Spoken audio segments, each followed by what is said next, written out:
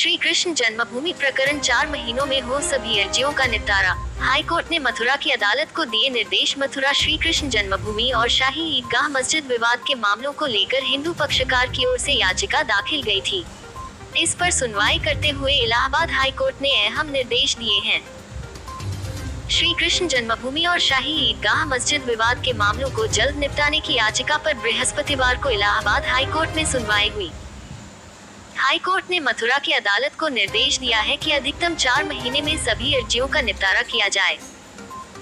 High court ने यह भी कहा कि अगर सुन्नी वक्फ बोर्ड व अन्य पक्षकारों की सुनवाई में शामिल न होने पर एक पक्षीय आदेश जारी कर दिया जाए।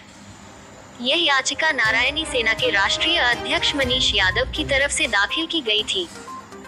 इसमें याचिकाकर्ता ने मथुरा में चल रहे मुकदमे की सुनवाई हर रोज और जल्द निपटारा कराए जाने की अपील की थी।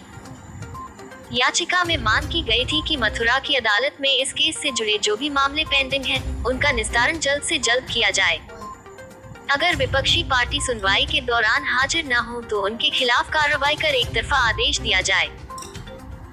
मथुरा की अदालत में कुल 9 वाद हैं दर्ज। श्री कृष्ण जन्मस्थान और ईदगाह प्रकरण में मथुरा की अदालत में अब तक कुल 9 वाद दर्ज हो चुके हैं।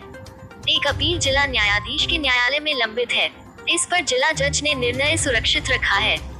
श्री कृष्ण जन्मस्थान प्रकरण में सबसे पहले सुप्रीम कोर्ट की अधिवक्ता रंजना अग्निहोत्री द्वारा 13 एकड़ 37 जमीन पर दावा पेश किया गया था, लेकिन परंतु सिविल जज सीनियर डिवीजन ने उनके वाद को स्वीकार नहीं किया गया, जिसके बाद वह अपील में जिला जज की अदालत पहुंची।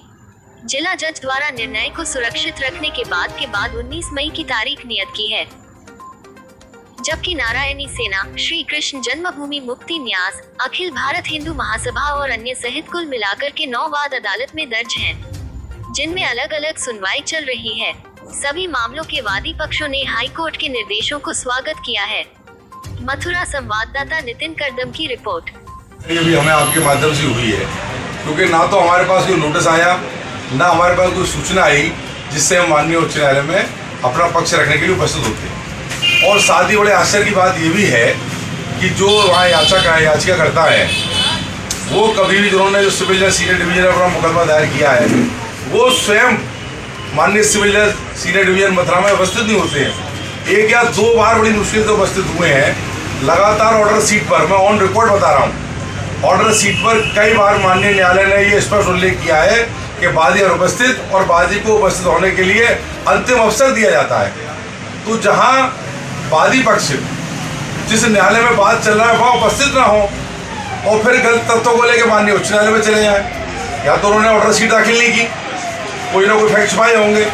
माननीय उच्च न्यायालय ने जो आदेश दिया उसका हम पालन करेंगे, जो आदेश आएगा ससम्मान पालन करेंगे।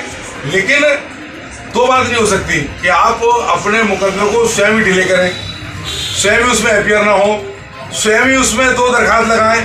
कभी तो कैसा सारे मुकदमे एक जारी कर दिए जाए, कभी ये एप्लीकेशन ये लगाएं कि साहब मुझे सुरक्षा प्रदान की जाए, और फिर माननीय उच्च न्यायालय चले जाएं कि साहब मुकदमे में देरी हो रही है। देरी कौन किसने की? देरी की वादी पक्ष है। हम तो प्रतिवादी पक्ष हैं, हमारे पास नोटिस आया लोअर कोर्ट का, हम उपस्थित हुए। हमारे न्यायालय ने सभी मुकदमों एक साथ तय करने को आदेश दिए 4 महीने के अंदर। नहीं, तो आदेश का पालन होगा। उन्होंने लोअर कोर्ट को या जज को जो निर्देश आएंगे उस ऑर्डर का हम भी अवलोकन करेंगे, जो आदेश होगा। क्योंकि ऐसे मुकदमों की तादाद, कुछ लोग 2024 का चुनाव आ रहा है, कुछ अन्य संस्थाएं जो अपना कुछ और इसमें कुछ विवाद उत्पन्न करने के लिए एक ही बात को, एक ही नकल को लेकर पार्टी बदल जाती है। तरह तरह के लोग उसमें मुकदमे दायर करने लगे हैं। हमारा बार बार कहना ये है, अभी वादी पक्ष में जो मुकदमे चल रहे हैं, कि इस पे बहस हो जाए कि क्या ये मुकदमे चलने योग्य है या नहीं, मेटिविटी पे क्या कहना है, इनको क्या राइट है। ये जन्मभूमि ट्रस्ट के व्यक्ति नहीं, ये जन्मभूमि सेवा संघ के व्यक्ति नहीं, ये साई मस्जिद ट्रस्ट के व्यक्ति नहीं, उनके पदाधिकारी नहीं। ये कहते हैं हम सब भक्त हैं, तो करोड़ों भक्त हैं, ऐसे तो करोड़ों भक्त हैं। और फिर ये अभी जो वादी बन रहे हैं, तो मथुरा में पैदा हुए जिनकी 55-60 साल की उम्र हो गई, उनको सबको ज्ञान है 1968 का समझौता हुआ। उस समझौते को ना तो ट्रस्ट ने चैलेंज किया, ना सेवा संघ ने चैलेंज किया, सदस्य या किसी पदाधिकारी ने चैलेंज किया। तो माननीय न्यायालय में हम लोग यही बहस कर रहे हैं कि भाई इनको क्या अधिकार है इन मुकदमे दायर करने का। अब नई नई चीज़ लेकर आते हैं कि साहब आप तो ये बनाए, साईं मस्जिद ईदगाह का रास्ता अलग है, मंदिर का रास्ता अलग है। वहाँ पूजा अर्चना चल रही है, यहाँ 5 वक्त की नमाज चल रही है। कोई जमाने से कोई विवाद किसी प्रकार का है नहीं, दोनों अपनी अपनी जगह पर काबिल है। स्वामित्व को लेकर कोई विवाद नहीं। अब जिस 13 एकड़ 37 डेसिमल की आप बात करते हैं, आज तक 2 साल में आप न्यायालय में ये बता नहीं पाए कि 13 एकड़ 37 डेसिमल जमीन है कौन सी, उसका नक्शा क्या है, उसकी सीमाएं क्या है, वो भूमि कौन सी है। साईं मस्जिद ईदगाह उसकी परिधि बिल्कुल काल्पनिक बात है, बेबुनियाद बात है।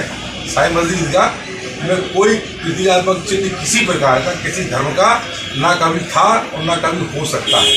आज जो वादी पक्ष हैं मनीष, उनका कहना है कि आप कह रहे हैं कि वहाँ कोई व्यक्ति अगर एपीआर होंगे तो सेक्रेटरी पार्टी बनेगा, प्रेसिडेंट पार्टी बनेंगे।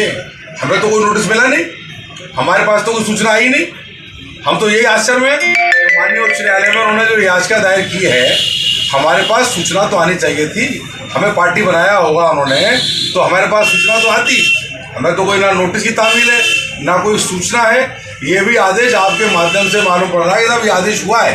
नहीं, आदेश तो ये हुआ है कि जो जल्दी से जल्दी सुनवाई हो, 4 माह के अंदर जो भी ये केस हैं, बात जो चल रहे हैं, इनका निपटारा हो या इनको खारिज किया जाए। अगर हमें वहाँ बुलाया जाता तो हम मनीष यादव जी के मुकदमे की ऑर्डर शीट जरूर प्रस्तुत करते कि जिस दिन से उन्होंने मुकदमा दायर किया है, और सर्टिफाइड कॉपी प्रस्तुत करते, और अब भी कर सकते हैं। जो ऑन रिकॉर्ड माननीय न्यायालय की ऑर्डर शीट है उसमें फेरबदल होने की गुंजाइश है नहीं।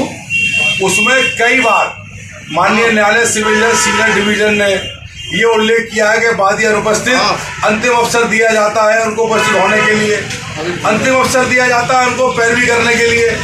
वो आदेश कहाँ ले जाएंगे? उस आदेश में तो वो आते नहीं है। तो ये 2 तरह की बात है। एक मुकदमे में तो जिस तरह उन्होंने गुमराह करके अपना पक्ष रखा हो, अब हमें अगर वहाँ जाने का मौका मिलेगा तो अपनी बात रखेंगे।